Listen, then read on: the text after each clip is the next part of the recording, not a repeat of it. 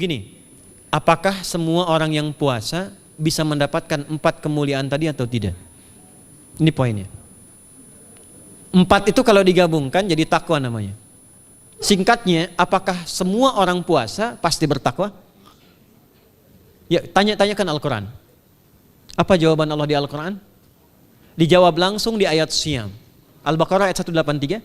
Ya ayyuhalladzina amanu kutiba alaikumus kama kutiba alal ladzina min la'allakum.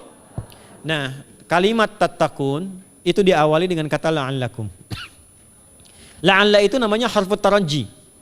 Saya ulang ya, di ilmu nahwu la'alla disebut harfu taraji. Al-Imam As-Suyuti berkomentar begini.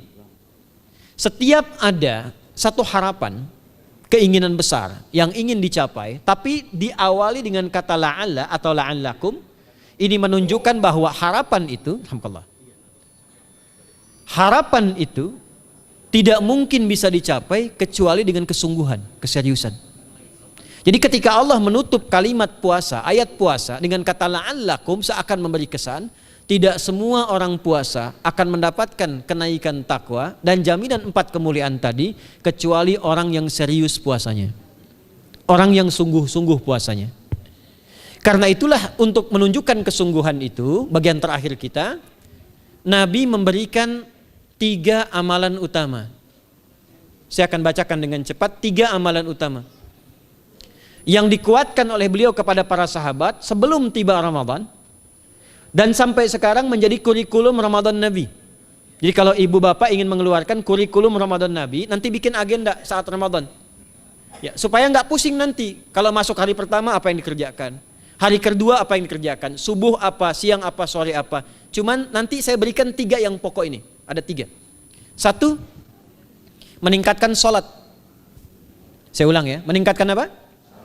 Sholat. Kalau meningkat secara singkatnya berarti bertambah dari yang sekedar fardu, tambah dengan apa? Sunnah. Maka dari sekarang keluarkan semua jenis sholat-sholat sunnah. Keluarkan dari sekarang apa saja, siang dan malamnya. Yang rawatib ada berapa rawatib? Rawatib 12. Ya, rawatib itu yang melekat dengan sholat fardu dan menentukan untuk memperbaiki sholat fardu. Menambah, jadi kalau kurang khusyuk ditambah dengan sunnahnya disebut rawatib. Bisa sebelum, bisa setelah sholat fardu. Ada 12 dari hadis Nabi SAW. Man shalla isnatai asyrata rak'atan, siapa yang sholat 12 rakaat fi yaumin wa lailatin, yang mengiringi sholat fardu siang dan malam, ya bunyalahu bihinna baitun fil jannah, maka akan dibangunkan baginya satu rumah di surga kalau konsisten menunaikan 12 itu sampai meninggal dunia. Sahabat yang mendengar itu mengatakan kompak semuanya, sejak mendengar hadis itu kami usahakan istiqomah sampai meninggal tidak meninggalkannya. 12 itu 2 sebelum subuh, cepat. 4 sebelum zuhur, 2 setelah zuhur, 2 setelah maghrib, 2 setelah isya. 2 rakaat sebelum subuh, 4 rakaat sebelum zuhur. Kalau nggak bisa 4 rakaat karena terbatas waktunya, boleh 2 rakaat khusus untuk sebelum zuhur. Kalau nggak bisa 4, boleh berapa?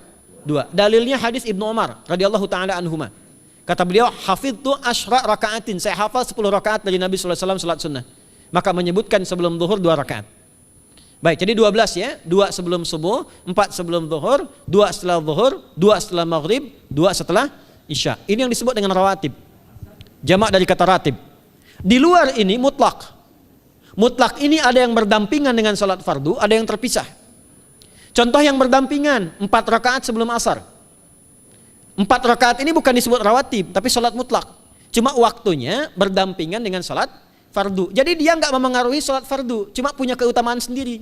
Apa keutamaannya? Hadis Ibnu Umar radhiyallahu taala anhuma, ketika beliau menyampaikan qala Nabi sallallahu alaihi wasallam rahimallahu ra'an shalla qabla al-asri arba'an. Allah akan menambahkan rahmat pada orang yang terbiasa sholat 4 rakaat sunnah sebelum sholat asar. Jelas ya? Baik. Kemudian apalagi setelah itu? Sholat di antara 2 adzan dan 2 adzan ini, adzan dan iqamah. Ya, di antara adzan dan iqamah. Tahiyatul masjid. Apalagi misalnya salat duha. Duha dibagi 3. Awal duha itu kurang lebih 1,5 jam setelah salat subuh. Subuh sekarang misal 4:30, maka jam 6 muncul awal duha. Namanya syuruk.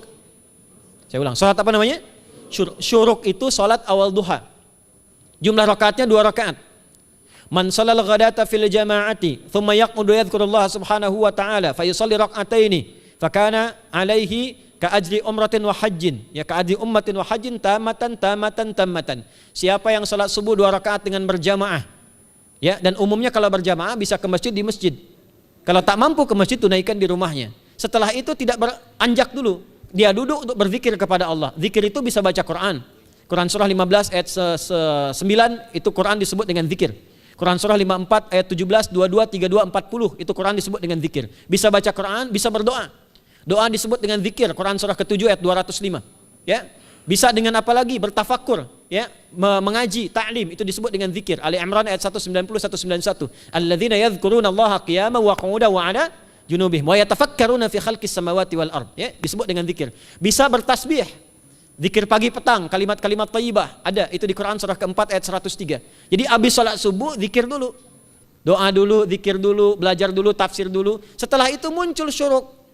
Perjalanannya disebut isyraq, melewati masyrik, 1 tombak bayangan, dia salat 2 rakaat, itu pahala salatnya senilai haji dan umrah. Sempurna. Bukan sudah haji, bukan. Mau kemana? Ibu mau haji dulu? Tidak. Ya, hajinya nanti bulan Dzulhijjah. Tapi senilai haji dan umrah itu 2 rakaat. Awal duha disebut apa? Syuruk. Pertengahan duha sekitar jam 9 jam 10. Jumlahnya 2 sampai 4 rakaat. Ya, 2 sampai 4 rakaat. Apa fungsinya? 1, mengganti seluruh zikir yang ada dalam tubuh kita. Mata berzikir, telinga berzikir, lisan berzikir, bisa diganti dengan 2 rakaat duha. Itu waktunya pertengahan duha. Kurang lebih dari jam 8, 9, 10 lah, kurang lebih 3 jam itu, ya. Yang kedua, bisa menghambat atau menghentikan, menahan satu musibah umum. Misal ada kebanjiran nih atau macet nih. Orang-orang kena macet. Bapak yang biasa sholat duha pertengahan itu tiba-tiba ditolong oleh Allah, dibebaskan. Tiba-tiba ada orang datang, Pak lewat sini di sana macet. Atau dibimbing ada kontraflow. Itu manfaatnya duha tuh. Yang pertengahan. Yang terakhir adalah akhir duha. Sekitar jam 10 sampai jam 11 menjelang ke zuhur. Ya, akhir duha itu jumlahnya dari 2 bisa 4 sampai 8 rakaat. Di antara manfaatnya bisa mempermudah datangnya rizki dengan izin Allah Subhanahu wa taala ketika ikhtiar. Itu duha. Nanti ke malamnya silahkan tahajud, tingkatkan tarawihnya sampai ditutup dengan witir. Itu salat. 2 yang terakhir saya cepat, 2 yang terakhir adalah banyak berinteraksi dengan Al-Qur'an. Ada 3 caranya. 1, banyak membaca. Itu namanya qiraah. Silahkan Bapak Ibu siapkan dari sekarang, targetnya khatam misalnya 1 kali berapa juz? 30 juz. Kalau mau gampang bagi 30, berarti 1 hari berapa? 1 juz. Paling gampang lagi, supaya nggak capek ngajinya, supaya nggak capek, bagi 1 juz 5 waktu sholat. Contoh, juz pertama itu Al-Baqarah plus Al-Fatihah. Al-Fatihah saya nggak hitung lah karena sudah hafal ya. Al-Baqarah itu 141 ayat, juz pertama. Bagi 5, 28. Jadi setiap ketemu waktu sholat, bagi 2 lagi, 28 bagi 2 berapa? 14. Sebelum sholat baca 14 ayat, setelah sholat baca 14 ayat. Itu 14 ayat tuh paling-paling gak nyampe 5 menit Bu Pak.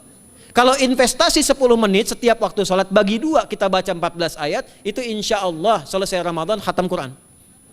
Itu udah rumus. Ya, tidak cukup dengan amin, siapkan dari sekarang. Siapkan. Ya. Kemudian mengkaji, kajian, tilawah. Itu tilawah itu di hadis Muslim pahalanya banyak.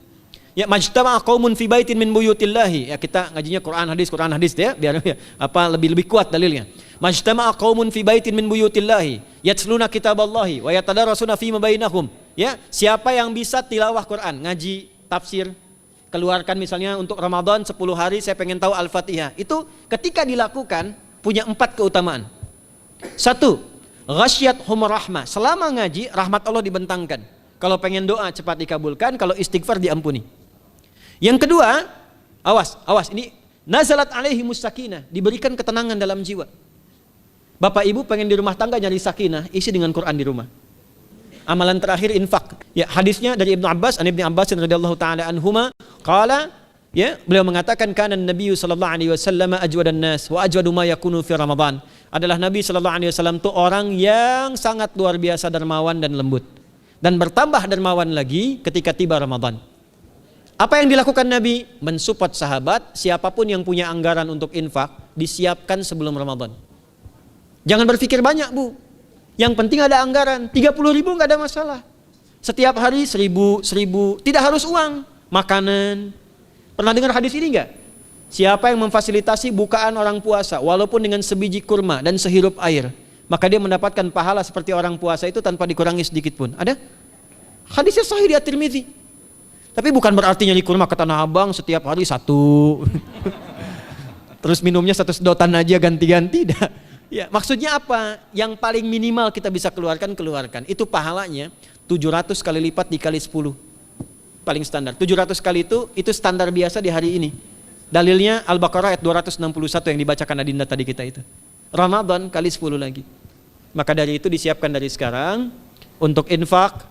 Kalau kami di desa itu, ibu saya selalu kalau Ramadan itu RT-nya setiap rumah. Ini untuk bukaan hari ini rumah A, rumah B, rumah C. Bukaan besok rumah A, rumah B, rumah C. Boleh tuh di PWM Pak dipraktikkan. Ya, misalnya anggota perserikatan siapa dikasih kesempatan.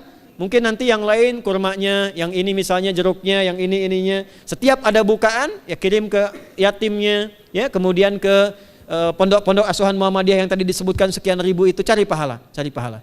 Ya, saya kira itu yang bisa saya sampaikan sampai dengan batas waktu yang diberikan. Semoga bermanfaat dan semoga Allah Subhanahu wa taala memberikan kemuliaan kepada kita semua, kesehatan, dan yang terakhir saya ingin sampaikan doa penting. Tolong hafalkan doa ini. Dan ini doa yang diajarkan Nabi menjelang Ramadan. Supaya mendapatkan kesehatan, kekuatan, keselamatan untuk beribadah saat Ramadan. Hadisnya di At-Tirmidzi nomor hadis 3254. Qala, langsung saja qala Nabi sallallahu alaihi wasallam. Allahumma ahillahu alaina bil yumni wal iman wassalamati wal islam rabbi wa rabbukallah. Nah, itu tolong nanti dihafalkan, tadi sudah direkam, dibimbing. Nanti ketika ditetapkan masuk awal Ramadan, bacakan itu. Ya Allah, anugerahkan awal Ramadan kepada kami dengan ketenangan, kedamaian, kekuatan iman, keselamatan, sehat, nggak sakit sampai selesai puasanya, diberikan kekuatan untuk ibadah dalam keislaman dan diikhlaskan hanya karena Allah Subhanahu wa taala.